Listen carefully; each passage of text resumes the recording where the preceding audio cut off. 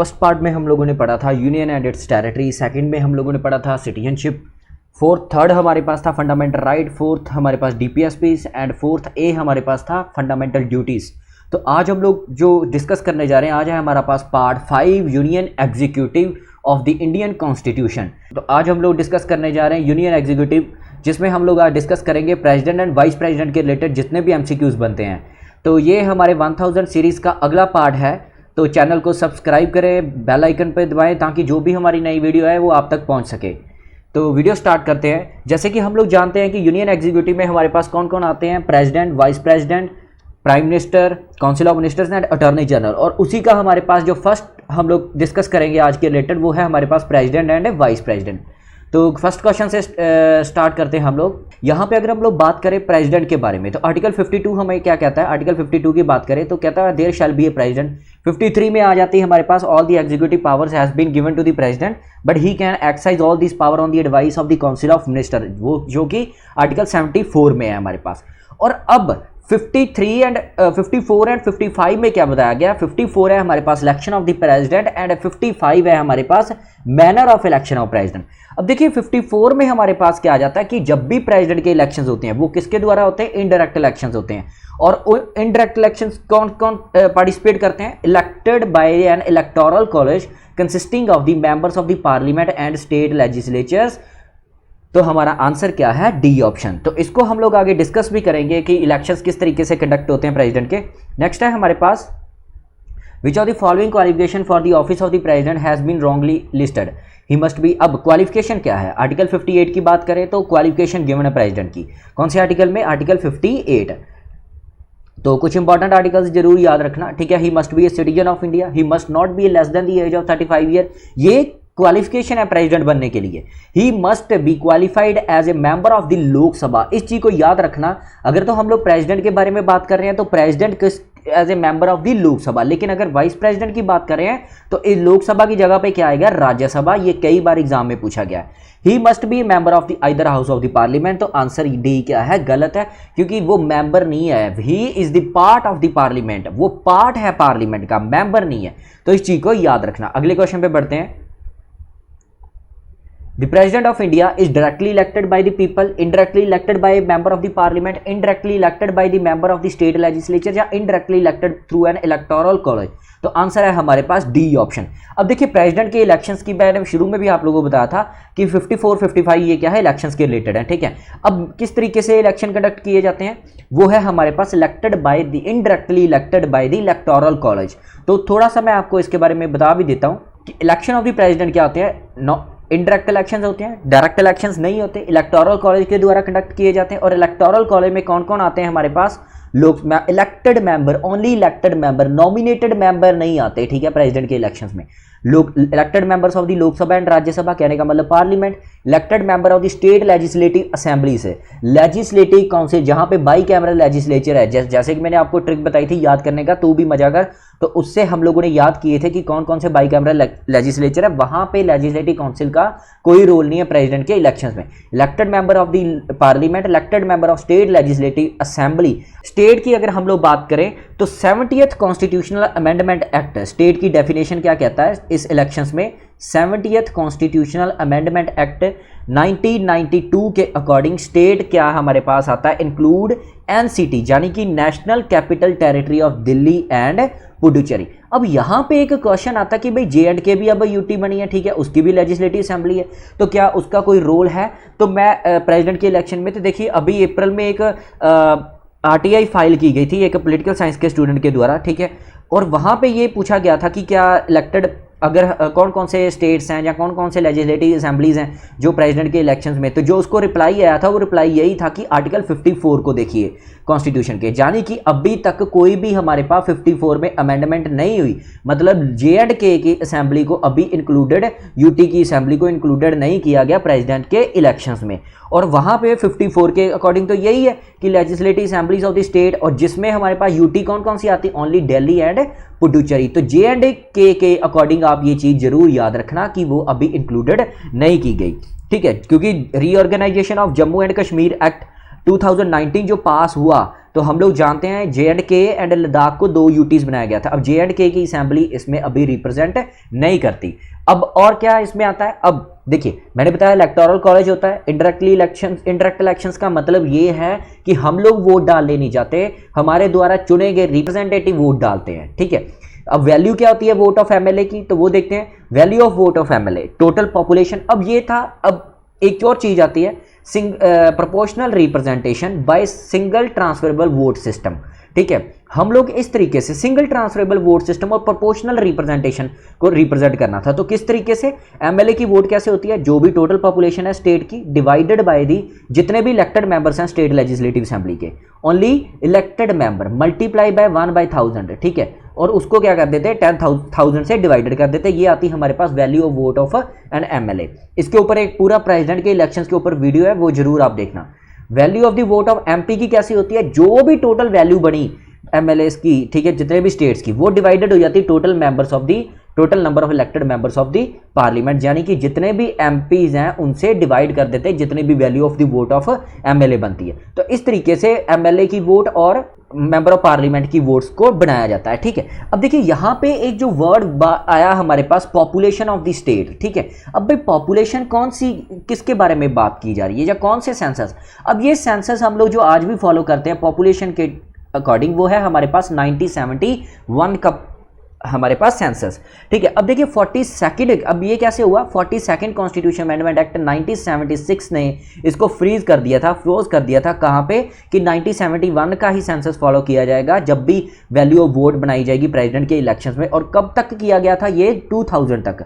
लेकिन दोबारा जब अटल बिहारी वाजपेयी गवर्नमेंट ने क्या किया, इसको 84th कॉन्स्टिट्यूशनल अमेंडमेंट एक्ट 2001 के साथ इसको अमेंड किया और फ्रोज कर दिया 2026 तक की, 2026 तक के बाद जो भी पहला सेंसस होगा तब हम लोग प्रेसिडेंट उस सेंसस को कंसीडर करेंगे। तो ये था हमारे पास इलेक्शन के बारे में, इंडायरेक्ट इलेक्शंस होते हैं, ठीक है, proportional representation by means of single transferable vote system, value of vote, वो एमएलए होती, कौन कौन से पार्टिसिपेट करते हैं, elected member of state legislative assemblies, elected member of state legislative assemblies of Delhi and Puducherry and elected members of the parliament. सिर्फ ये लोग, नॉमिनेटेड वंस इसमें पार्टिसिपेट नहीं करते। अब आपको पता चल गया होगा कि इनडायरेक्ट इलेक्शंस होते हैं और कौन कौन पार्टिसिपेट करते हैं, वो भी मैंने आप लोगों को बता दिया। तो हमारे यहाँ पे हम लोग एक तरह से इनडायरेक्टली इलेक्ट किया, किसके थ्रू दी रिप्रेजेंटेटिव, अपने जो रिप्रेजेंटेटिव हमारे एमएलए चुने गए थे उनको हम लोग उनके द्वारा प्रेसिडेंट को चुना गया।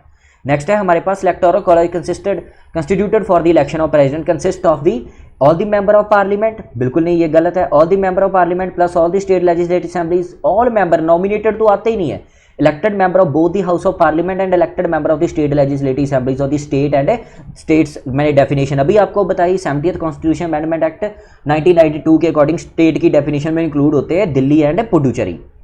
नेक्स्ट है हमारे पास a member of the parliament और state legislature can be elected as the president, but एक कोई मेंबर है, ठीक है, लेकिन अब देखिए he has to resign his seat before the contesting an election, election से पहले उसको सीट छोड़ने की जरूरत नहीं है। As soon as he is elected, जैसे वो इलेक्टेड हो जाता है उसको अपनी सीट छोड़नी पड़ेगी। तो आंसर है हमारे पास बी। नेक्स्ट है the candidate for the office of the president must B sponsored by. अब देखिए स्पॉन्सर्ड बाय हमारे पास 50 इलेक्टोरल होते हैं, ठीक है। अब 50-50 का होता है, 50 क्या होते हैं हमारे पास स्कैंडर्स और 50 ही क्या होते हैं हमारे पास प्रपोजर्स, ठीक है, 50-50 का रहता है। लेकिन 1997 से पहले ये केवल हमारे पास कितने रहते थे, 10-10 प्रपोजर्स एंड स्कैंडर्स होते थे, ठीक है। और उस टाइम पे सिक्योरिटी डिपॉजिट भी कितना होता था, 2500 सिक्योरिटी डिपॉजिट होता था। तो अब सिक्योरिटी डिपॉजिट क्या है, 15,000 है, ठीक है। अगर मान लो आप 1/6 of the total valid vote नहीं सिक्योर कर पाते तो आपकी जो सिक्योरिटी है वो फोरफिटेड हो जाएगी, मतलब जब्त हो जाएगी, ठीक है। इस चीज़ को अच्छे से समझना। नेक्स्ट है हमारे पास वाइस प्रेसिडेंट की, अगर मैं बात कर दूं तो वहां पे अभी भी 2020 का ही चलता है। President of India elected for the 5-year term of the office of president, article 56 है, ठीक है। जैसे मैंने बताया 52 इलेक्शन ऑफ द 52 हमारे पास देयर शैल बी प्रेसिडेंट, 53 हमारे पास एग्जीक्यूटिव पावर्स के बारे में बात की है, 54 election of the president, 55 manner and 56 क्या है हमारे पास article 56 term of the office of president, ठीक है। तो कितने साल तक हो सकते हैं? 5 ईयर। क्या दोबारा री इलेक्ट हो सकते हैं? 57, जैसे कि 57 आर्टिकल में क्या कहा उन्होंने कि एलिजिबिलिटी फॉर री इलेक्शन बिल्कुल इनडेफिनेट पीरियड के लिए। लेकिन क्या है, हमारे पास भारत में एक ही बार हमेशा बनते हैं। डॉक्टर राजेंद्र प्रसाद थे जो 2 बार राष्ट्रपति बने थे। अब उस टाइम पे ये चीज़ चेंज करने जा रहे थे, जवाहरलाल नेहरू गवर्नमेंट थी, उनको लगा कि क्योंकि वैसे भी डॉक्टर राजेंद्र प्रसाद लोगों में काफ़ी अच्छा माना जाता था उनको, और लोग सपोर्ट करते थे, और इनको लगता था कि कहीं ये तीसरी बार भी डॉक्टर राजेंद्र प्रसाद ना बन जाए, तो इसलिए इनको हटाने के लिए उन्होंने बिल पास करने जा रहे थे। लेकिन डॉक्टर राजेंद्र प्रसाद ने उस चीज़ को मना कर दिया कि मैं दोबारा नहीं बनूंगा, आप इस तरीके से कॉन्स्टिट्यूशन में और अमेंडमेंट्स ना करें। तो इसलिए 5 ईयर टर्म्स हैं और इनडेफिनेट, जब ऐसा संविधान में कहीं नहीं लिखा कि कितनी बार बन सकते हैं। जबकि प्रेसिडेंट अगर यूएस वगैरह या अदर कंट्रीज़ की बात करें तो वहाँ पे सिर्फ 2 बार ही, 2 टर्म्स के लिए ही प्रेसिडेंट बने सकते हैं। Under the Indian constitution no person can hold office of the profit for more than 2 terms 3 terms, there is no such ban under the constitution. मैंने अभी आपको बताया। The oath of the office to the president is conducted by the chief justice of India. तो answer है chief justice of India. तो article 61 हमारे पास, article 60 हमारे पास क्या, oath of the office of the president is conducted by the chief justice of India. The election to the office of the president is conducted by the election commission of India. The vacancy in the office of the president must be filled within 6 month. देखिए अब vacancy की बात करें, ठीक है, अगर हम लोग वैकेंसी 62 में आता है time of holding the vacancy से, ठीक है। अब देखिए यहाँ पे अगर हम लोग बात करें, ठीक है, वैकेंसी किस तरीके से, या तो प्रेसिडेंट का टर्म खत्म हो गया, अगर तो टर्म खत्म हो गया तो उस केस में टर्म खत्म होने से 60 दिन पहले ही ये इलेक्शन का प्रोसेस स्टार्ट हो जाता, 60 डेज बिफोर द जो भी टर्म खत्म होने जा रही है, ठीक है। लेकिन अगर वैकेंसी अकर हुई किस वजह से, डेथ की वजह से, ठीक है, या रेजिग्नेशन की वजह से, ठीक है, या रिमूवल यानी कि इम्पीचमेंट, आर्टिकल 61 इम्पीचमेंट की वजह से, ठीक है, प्रेसिडेंट को हटा देते हैं, या फिर नल एंड वॉइड हो जाता है, ठीक है, इलेक्शन जो प्रेसिडेंट के हैं, तो उस केस में विद इन 6 मंथ, 6 महीने के अंदर अंदर प्रेसिडेंट के इलेक्शंस कंडक्ट किए जाते हैं। The person elected to fill the vacancy of the president holds office for the कितने टाइम के लिए, for full term of the. अब देखिए जब अब रेजिग्नेशन के बाद फॉर फुल टर्म 5 ईयर मिलेगा, ठीक है। ऐसे नहीं होता कि मान लीजिए कि 3 साल, जैसे जाकिर हुसैन की डेथ हो गई थी ऑफिस में 3 साल में, तो फिर क्या हुआ था कि जो रेस्ट ऑफ द पीरियड है, जो नया प्रेसिडेंट बना, ठीक है, तो उस चीज़ का ये नहीं मतलब था वीवी गिरी जैसे कि वो उतने 2 साल के लिए बनेंगे, उनको पूरा 5 ईयर टर्म प्रोवाइड किया गया था।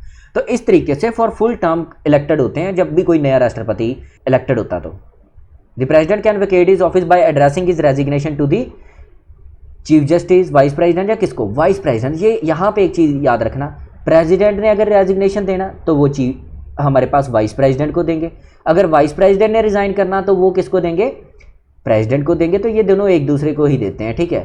तो इस तरीके से इस चीज़ को याद रखना। नेक्स्ट है हमारे पास the dispute regarding the election of the president can decided by the. Article 71 की बात करें तो सुप्रीम कोर्ट एम्पावर होता है, ठीक है, कि अगर कोई भी डिस्प्यूट है regarding the election of the president तो वो कौन देखेगा, सुप्रीम कोर्ट देखेगा। लेकिन अगर vacancy of the electoral college, मान लो इलेक्टोरल कॉलेज जैसे कोई एमएलए है या कोई सीट खाली है, उसके रिलेटेड अगर कोई है ऐसी बात, तो तब वो चैलेंज नहीं किया जा सकता प्रेसिडेंट के इलेक्शंस को। उसके अलावा कोई भी अगर डिस्प्यूट होता है तो वो सुप्रीम कोर्ट ही मैनेज करेगी। और तो यहाँ पे हमारे पास क्या है, the dispute regarding the election of president are decided by the supreme court of India.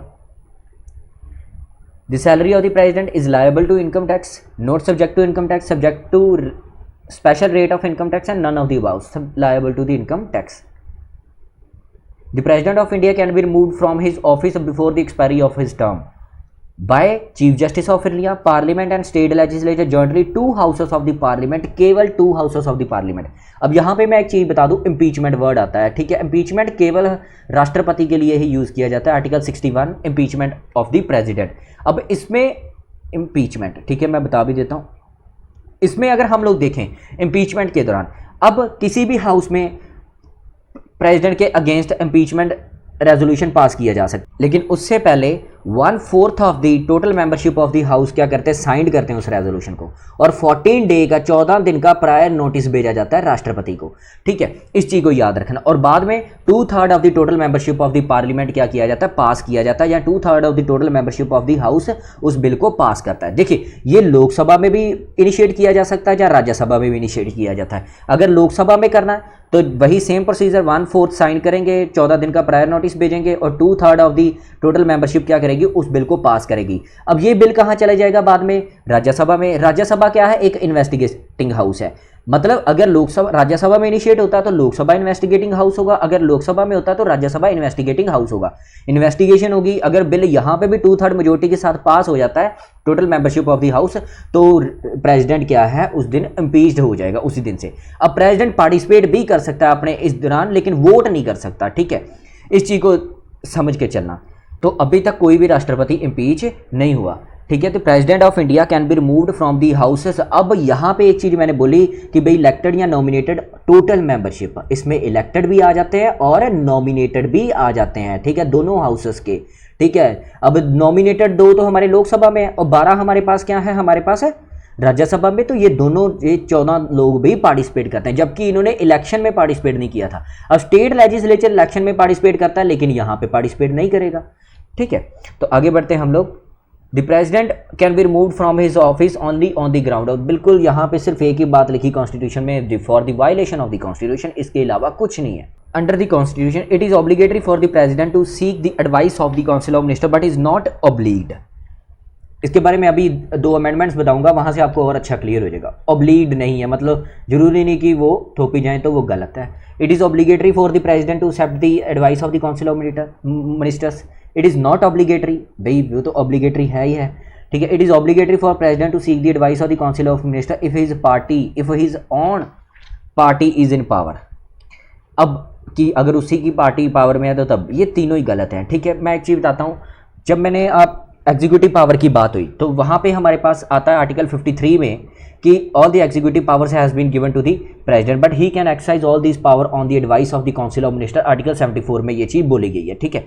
अब 42nd कॉन्स्टिट्यूशन अमेंडमेंट ने क्या किया था कि इसको बाइंडिंग बना दिया था कि अब प्रेसिडेंट को वो एडवाइस माननी ही पड़ेगी, ठीक है। 42nd कॉन्स्टिट्यूशन अमेंडमेंट एक्ट 1976 से वो बाइंडिंग कर दिया था। लेकिन 44th कॉन्स्टिट्यूशन अमेंडमेंट एक्ट 1978 ने कहा कि नहीं, प्रेसिडेंट उसको रिकंसिडरेशन के लिए भेज सकता है या रिकमेंडेशन कर सकता है या रिकंसिडरेशन दोबारा करने के लिए, लेकिन अगेन वो बाइंडिंग रहेगी उसके ऊपर, प्रेसिडेंट के ऊपर। तो इस चीज़ को याद रखना, दोनों अमेंडमेंट्स को। नेक्स्ट है हमारे पास, which one of the following statement is incorrect. President is an integral part of the parliament. मैंने शुरू में बताया था he is not a member of the parliament, he is an integral part of the parliament. President is not a part of the parliament, incorrect बोला था, तो ये incorrect है। President can summon each house of the parliament, definitely president can dissolve the Lok Sabha, अगर majority में नहीं है तो डिसॉल्व हो सकते हैं। The president of India has no right to address either house of the parliament, they has the right to address only Lok Sabha, right to address only the Rajya Sabha, has the right to address both the houses of the parliament either separately और jointly. तो answer है हमारे पास D. President nominates the member of the Rajya Sabha from amongst the person. अब देखिए, जैसे मैंने आपको बताया 2 एंग्लो इंडियन कम्युनिटी के जाते हैं कहाँ पे, लोकसभा में, और 12 नॉमिनेटेड मेंबर जाते हैं कहाँ पे, राज्यसभा में, ठीक है। अब कहाँ से ये 12 बंदे उठाए जाते हैं, रिटायर्ड पॉलिटिक्स के हो गए, ठीक है, part in India's freedom struggle हो गए, ठीक है, then have rendered meritorious services to the country. देखिए ये सारे लोग एक ही चीज़ में आते हैं, कहाँ पे, have distinguished themselves in fine arts, literature, social science, social services and science. तो ये 4 पार्ट्स हैं जिसमें इन चारों से हम लोग नॉमिनेटेड मेंबर्स को पिक करते हैं। President of India enjoys the right to vetoes. अब विटो पावर की बात करें, ठीक है, देखिए विटो होता है कि बिल को, अब प्रेसिडेंट के पास अगर बात करें तो आर्टिकल 111, ठीक है, असेंट टू बिल, ठीक है। यहाँ पे क्या होता है, कभी कोई भी बिल तब तक एक्ट नहीं बनता जब तक प्रेसिडेंट उसको असेंट नहीं करता, ठीक है। अब वहाँ पे उसके पास 3 चॉइसेस होती हैं, मैं वही आपको बता देता हूँ थोड़ा सा। वहाँ पे उसके पास 3 चॉइसेस होती हैं। पहली तो ये असेंट टू बिल, या तो बिल को पास कर दें, ठीक है, असेंट दें बिल को। दूसरा हमारे पास क्या आ जाता है, विद होल्ड द बिल या withhold the assent to the bill, ठीक है, मतलब बिल को रोक देना वहाँ पे, ठीक है। मैं इसको बताता हूँ, विद होल्ड का मतलब होता है बिल, ये एक तरह से बिल को खत्म करने वाली बात होती है। आगे अभी मैं विटोस थोड़ा बहुत आपको बता देता हूँ, विटोस की अलग वीडियोस पे भी आप जाके देख सकते हैं, ठीक है। और तीसरी हमारे पास क्या है, वो डिस्क्रिशनरी पावर यहाँ पे यूज़ करते हैं प्रेसिडेंट, ठीक है, और वो यहाँ पे क्या करते हैं, रिकंसिडरेशन के लिए भेज देते हैं बिल को। लेकिन अगर रिकंसिडरेशन के बाद बिल दोबारा पास कर दिया जाता है पार्लियामेंट के द्वारा, ठीक है, पार्लियामेंट उसमें अमेंड करे या ना करे, ठीक है, बिना अमेंडमेंट के या अमेंडमेंट के साथ अगर उसको बिल को दोबारा पेश किया जाता है तो प्रेसिडेंट को यहाँ पे असेंट देना ही पड़ेगा डिस्क्रिशन के, रिकंसिडरेशन के केस में। तो भाई विटोज पावर्स होती कौन सी हैं और कौन कौन से बिल इसमें आते हैं वो थोड़ा सा मैं आप लोगों को बता देता हूँ। हमारे पास अब वैसे तो 4 विटोज है, एक क्वालिफाइड विटो होती है जो इंडिया के राष्ट्रपति के पास नहीं है, ठीक है। अब एब्सोल्यूट विटो की हम लोग बात करें, एब्सोल्यूट विटो क्या है? The power of the president to withhold the assent to the bill is termed as the veto, ठीक है। मतलब जैसे मैंने आपको बताया विद होल्ड, उस बिल को रोक देना, कहने का मतलब एक तरह से बिल को खत्म करना। वो बिल बाद में कभी भी लाइट में नहीं आएगा, वो वहीं पे खत्म हो जाएगा बिल। सस्पेंसिव विटो होता है एक तरह से रिकंसिडरेशन के लिए भेज देना, ठीक है। The power of president to return the bill to the parliament with और without the consideration is called suspensive veto, मतलब उसको रिकंसिडरेशन के लिए भेज देना। लेकिन अगर बिल दोबारा पास होके आ गया, अब रिकमेंडेशन भी करी होती है कि ये चेंजेस कर दो, ठीक है, लेकिन बिना को अमेंड किए या कुछ चेंजेस के बिना अगर सेम बिल दोबारा पास किया जाता है तो प्रेसिडेंट को बिल को पास करना ही पड़ेगा। एक आती है पॉकेट विटो। पॉकेट विटो का मतलब कुछ नहीं करना उस बिल के साथ, वो एक तरह से पॉकेट में डाल के घूमते रहना। अब इंडिया के राष्ट्रपति की पॉकेट बहुत बड़ी है, क्योंकि हमारे संविधान में ये इनडेफिनेट पीरियड के लिए एक्सटेंड की जा सकती है पॉकेट विटो, ठीक है, मतलब इसका कोई टाइम पीरियड नहीं है। लेकिन यूएस के प्रेसिडेंट के पास से 10 दिन होते हैं, ठीक है, इस चीज़ को याद रखना। तो पॉकेट विटो मतलब कोई कार्रवाई नहीं करना उस बिल के ऊपर, एक तरह से ये भी खत्म ही हो गया। अब कौन कौन से बिल्स या कौन कौन से हमारे पास बिल्स के ऊपर ये विटोज पावर्स लगती हैं? देखिए, सबसे पहले हमारे पास अगर बात करें ऑर्डिनरी बिल, ऑर्डिनरी बिल के ऊपर चाहे सस्पेंड कर सकते हो, मतलब रिकंसिडरेशन के लिए भेज सकते हो। पॉकेट विटो मतलब कोई एक्शन ना लो। एब्सोल्यूट मतलब इसको एब्सोल्यूट विटो के बारे में मैं बता देता हूँ, ये कौन कौन से प्राइवेट मेंबर बिल्स के अगेंस्ट पास होती है, और या फिर गवर्नमेंट बिल कब होगी? अगर कैबिनेट रिजाइन कर चुकी है, कैबिनेट ने रिजाइन कर दिया और बिल उन्होंने पास कर दिया था। अब बिल सिर्फ रहता था किसकी? प्रेसिडेंट की असेंट के लिए। और नई कैबिनेट आती है और वो क्या प्रेसिडेंट को कहती है कि आप बिल को यहीं पे खत्म कर दो, जब बिल को असेंट ना दो, तो वहां पे एब्सोल्यूट विटो यूज हुई किसके ऊपर? गवर्नमेंट बिल के ऊपर। नेक्स्ट है मनी बिल की बात करें। मनी बिल हम लोग बात करें तो यहाँ पे सस्पेंसिव क्या रिकंसिडरेशन के लिए भेज सकते हैं? नहीं, या तो उसको एब्सोल्युटली खत्म कर दो, ठीक है, या फिर इसको पास करो। दो ही चॉइसेस होती हैं उसके ऊपर कि मनी बिल क्या है, किसके रिकमेंडेशन पे पेश किया जाता है? On the recommendation of the president introduce किया जाता है पार्लियामेंट में। तो बड़े ही कम चांसेस होते हैं कि भाई वो उस बिल को खत्म करने का तो फिर बनता नहीं, क्योंकि रिकमेंडेशन के किसके ऊपर स्टार्ट हुआ? प्रेसिडेंट के कहने के ऊपर। फाइनेंशियल बिल, तो फाइनेंशियल बिल के ऊपर भी सेम यही कंसेप्ट चलता है। कॉन्स्टिट्यूशनल अमेंडमेंट बिल, भाई कॉन्स्टिट्यूशनल अमेंडमेंट बिल के ऊपर कोई भी विटो यूज नहीं होती। 24th constitution amendment act of 1971 ने ये ऑब्लिगेटरी कर दिया था प्रेसिडेंट को कि वो कॉन्स्टिट्यूशन अमेंडमेंट बिल के केस में असेंट देगा ही देगा, कोई भी किसी तरीके की विटो पावर यूज नहीं होगी। तो इसको याद रखना। तो अब क्वेश्चन पे बढ़ते हैं हम लोग। तो उसने कहा कि कौन कौन से मनी बिल के ऊपर veto powers and money bill, only money bill. Which one of the following financial power of the President of India has been wrongly listed? Financial power. No money bill can be introduced in the Parliament without the recommendation. मैंने अभी बताया money bill introduce ही president की recommendation पे ऊपर होता है। The contingency fund of the India has been placed at the disposal of the president and he can make advances out of it to meet unforeseen expenditure, जो कि इनकी financial power में आता है हमारे पास। Every 5 year president appoints the finance commission for advance, तो ये भी अगेन फाइनेंशियल पावर के अंडर आता है। During emergency the president can raise extra fund without the consent, तो बिना कंसेंट के तो हो ही नहीं सकता ना काउंसिल ऑफ मिनिस्टर की। तो ये हमारे पास आंसर क्या है? गलत। तो आंसर हमारा क्या आ जाएगा? D. Which one of the following judicial power of the President of India has wrongly listed? He appoints the Chief Justice and other judges of the Supreme Court, तो ये बिल्कुल सही है। He can remove the judges of the Supreme Court, तो वो remove नहीं कर सकते, ठीक है। कंसल्ट कर सकते हैं, ठीक है, 143 के अकॉर्डिंग। अगर कोई भी किसी भी इशू के ऊपर प्रेसिडेंट को कुछ पूछना है तो सुप्रीम कोर्ट से पूछ सकते हैं, लेकिन सुप्रीम कोर्ट का जो भी डिसीजन रहेगा वो बाइंडिंग नहीं होता प्रेसिडेंट के ऊपर। Who said that emergency powers of the president is a fraud of the constitution? तो KM Nambiar. Which one of the following type of the emergency can be declared by the president? Emergency due to threat of war, external aggression or internal disturbance. Emergency due to breakdown of the constitutional machinery in the state, ठीक है। Then financial emergency, तो ये तीनों ही issue की जाती है 352, 356 and 360, तो all 3 emergency declare की जा सकती हैं। The president can declare national emergency only in case of foreign attack, only in case of armed rebellion.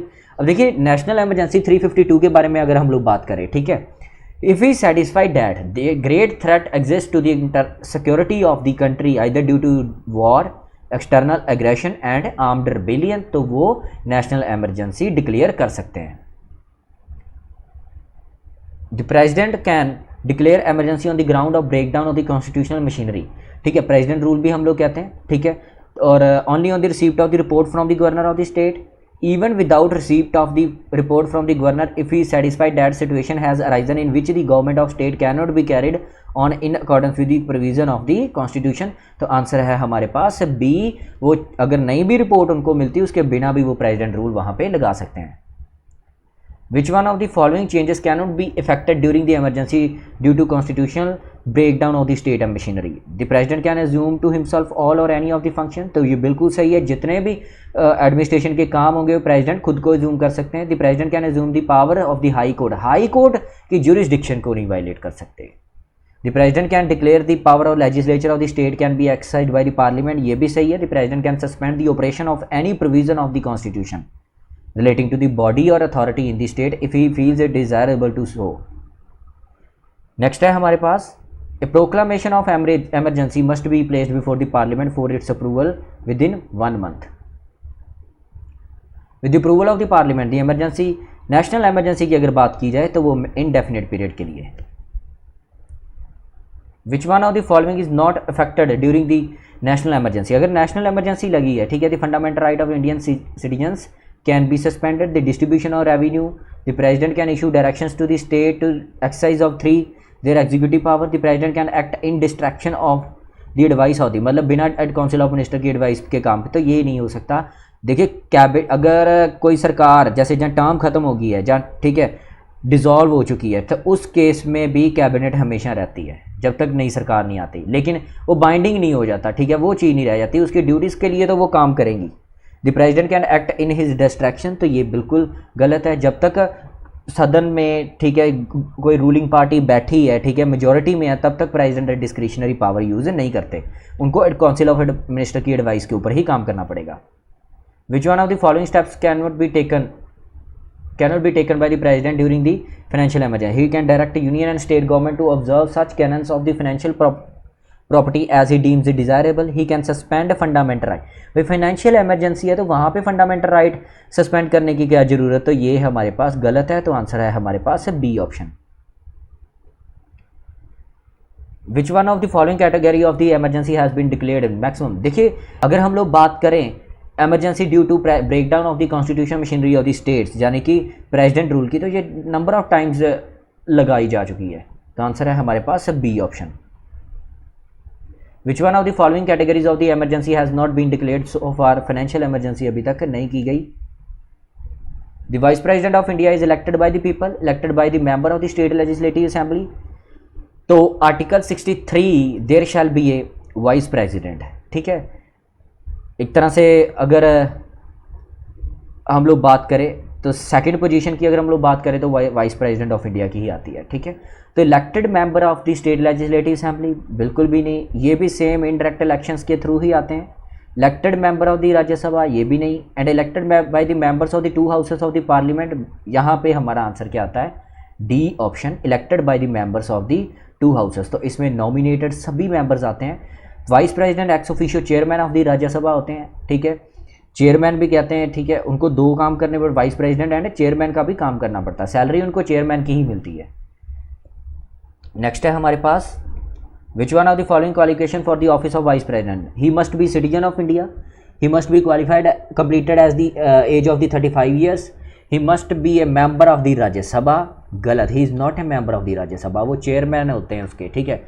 He must not hold any office of profit under the government of India or the government of any state or under any local authority subject to the control of the said government। तो answer ये भी सही है, तो answer हमारे पास क्या आ जाएगा? सी, मेंबर नहीं होने चाहिए, ठीक है। He must be qualified as a member of the Rajya Sabha है। Vice President of India holds office during the pleasure of the President for a term of 4 year, for a term of 5 year। तो answer है हमारे पास for a term of 5 year। Vice President of India can be removed from the office before the expiry of his term if Rajya Sabha passes resolution by majority of its member and Lok Sabha agrees with the resolution। तो ये बिल्कुल answer A ही सही है। यहाँ पे आप लोग एक चीज़ देखें, यहाँ पे ऑर्डिनरी कहने का मतलब ऑर्डिनरी सपोर्ट ही चाहिए होती है लोकसभा से। राज्यसभा के चेयरमैन है तो इसलिए राज्यसभा में रेजोल्यूशन पास किया जाता है और बाद में लोकसभा उसके ऊपर एग्री करता है और प्रेसिडेंट को वहाँ पे रिमूव कर देते हैं।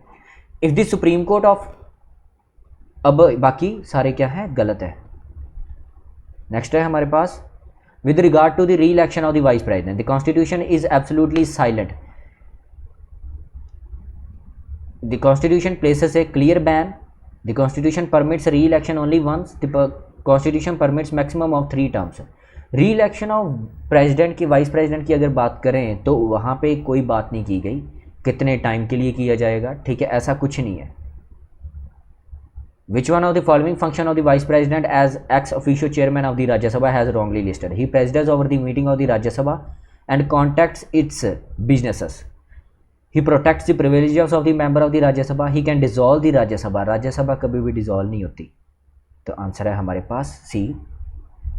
While the president discharges the function of the office of the president, he ceases to act in his capacity as the chairman of the Rajya Sabha. He ceases to act in his capacity as the vice president of India. अब देखिए, अगर president office में नहीं है, चाहे वो कोई भी वैकेंसी अगर है, किसी भी कारण प्रेसिडेंट नहीं है वहाँ पे, ठीक है, कोई बीमार हो गया या कहीं बाहर टूर पे गए हैं, ठीक है, रिमूवल हो गया, ठीक है, उस केस में वाइस प्रेसिडेंट डिस्चार्ज करते हैं function of the office of the president. और जो भी सैलरी वो प्रेसिडेंट की ही उनको मिलेगी, जो भी इम्यूनिटीज अलाउंसेस वो सारे प्रेसिडेंट वाले ही मिलते हैं। अगर वाइस प्रेसिडेंट भी नहीं है, जैसे जाकिर हुसैन की डेथ हो गई थी, उसके बाद वीवी गिरी वाइस प्रेसिडेंट थे, उन्होंने भी रिज़ाइन कर दिया। रिज़ाइन करने के बाद क्या हो गया, पोस्ट खाली होगी प्रेसिडेंट के लिए। तो उस टाइम पे कौन एक्ट कर रहा था, chief justice of India. First chief justice of India कौन थे जिन्होंने vice president as a president act किया था, एम हाइदतुल्ला। तो इस चीज़ को याद रखना। Then V V Giri as a vice president आए थे, प्रेसिडेंट आए थे। तो ये चीज़ याद रखना, अगर वाइस प्रेसिडेंट भी नहीं है तो chief justice of India act. Chief justice of India भी नहीं है तो सीनियर मोस्ट जज of the supreme court. He ceases to act in his capacity as the chairman of the Rajya Sabha. Next है, on the death of the president the vice president succeeds him as a president for कितने time के लिए, अगर death हो जाती है, for the maximum period of 6 month, क्योंकि 6 महीने के अंदर अंदर हमें इलेक्शन करवाने होते हैं। लेकिन अगर वाइस प्रेसिडेंट, तो वाइस प्रेसिडेंट के केस में ऐसा कुछ भी नहीं बोला, ठीक है, बस ये कहा गया कि जितनी जल्दी हो सके उतनी जल्दी इलेक्शंस कंडक्ट करवाने चाहिए। In India the real executive authority rest with the council of minister, ठीक है। अब मैं यहाँ पे एक छोटी सी चीज़ बता देता हूँ कि प्रेसिडेंट क्या है हमारे पास, he is the nominal executive head of the state, ठीक है, he is not a real executive head, ठीक है। रियल एग्जीक्यूटिव हेड कौन है, काउंसिल ऑफ मिनिस्टर्स हैं। डी ज्यूरे टाइटलर, जब भी ये वर्ड यूज़ किए जाएंगे वो प्रेसिडेंट के लिए यूज़ किए जाएँ। Real head of the government कौन है, हेड ऑफ द स्टेट कौन है, अगर बात की जाए तो president. Head of the government कौन है, प्राइम मिनिस्टर, जो कि हम लोग प्राइम मिनिस्टर में पीएम के केस में पढ़ेंगे। नेक्स्ट है हमारे पास, the council of ministers consist of, council of minister में कौन कौन आते हैं, prime ministers and other minister. Other ministers में कौन आ जाते हैं हमारे पास, डिप्टी मिनिस्टर्स, ठीक है, देन स्टेट मिनिस्टर्स, ठीक है, देन कैबिनेट मिनिस्टर्स, ये सारे किस में, काउंसिल ऑफ मिनिस्टर्स में आते हैं। तो ये था हमारे पास प्रेसिडेंट के रिगार्डिंग क्वेश्चंस। अभी एक और पार्ट आएगा जिसमें हम लोग president, vice president and PM के related and attorney general of India के रिलेटेड जितने भी क्वेश्चंस बने वो सारे डिस्कस करेंगे। मुझे उम्मीद है आपको सारा समझ आया होगा। बाकी विटो पावर्स के ऊपर एक अलग वीडियो है, ठीक है, देन पार्डनिंग पावर के ऊपर अलग वीडियोज है, वो जरूर आप देखें जाके, ताकि आपको प्रेसिडेंट के रिलेटेड बाकी पॉइंट्स भी क्लियर हो जाए। वीडियो को लाइक एंड कमेंट करके बताना आपको वीडियो कैसी लगी। Thank you so much.